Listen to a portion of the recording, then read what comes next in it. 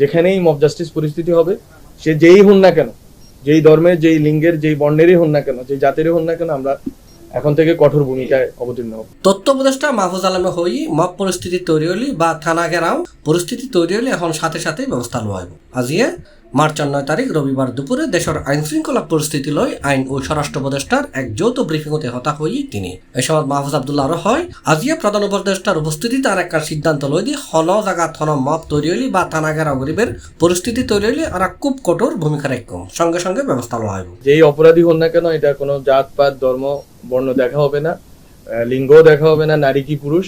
যিনি অপরাধ করেন না কেন, যিনি মব জাস্টিস করেন না কেন,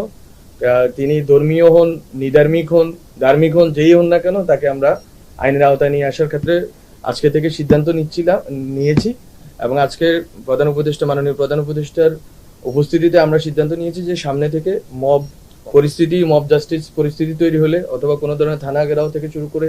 যে কোনো ধরনের নৈরাজ্যকর পরিস্থিতি হলে এবার থেকে আমরা খুব কঠোর ভূমিকা রাখবো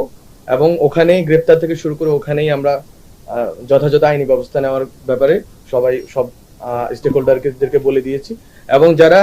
এই আগে যে মবগুলো হয়েছে, যেখানে মব জাস্টিসের ঘটনা ঘটেছে, যথাযথ আইনি প্রক্রিয়া মাধ্যমে মামলা হলে বা মামলা আমরা আমাদের জায়গা থেকেও যদি আমরা ব্যবস্থা নিতে পারি, এর ভিত্তিতে আমরা অবশ্যই সামনে থেকে এই মব জাস্টিস পরিস্থিতি শুরু করে যে কোনো জায়গায় ওখানে গিয়ে ডাকাতি, এখানে ওখানে গিয়ে এরোড, সম্পত্তি দখল বা এই যতগুলো ঝামেলা আছে, যতগুলো জটিলতা এই সোসাইটিতে তৈরি হয়েছে, যে অস্থিরতা এবং নৈরাজ্য, আমরা এইসব বিষয়ে এখন থেকে জিরো টলারেন্স ভূমিকায় অবতীর্ণ হব। যেই অপরাধী তাকে ওখানেই আমরা গ্রেপ্তার করবো, আমরা একদিনও অপেক্ষা করবো না, আমরা ওই দিনে গ্রেপ্তার করবো, ওখান থেকেই তুলে নিয়ে। তিনি আরো হইল সরকারের বিরুদ্ধে গত 7-8 মাস ধরে একখান তথ্য সন্ত্রাস চলের, শীঘ্রই আর আইনের কাউন্টার যাই।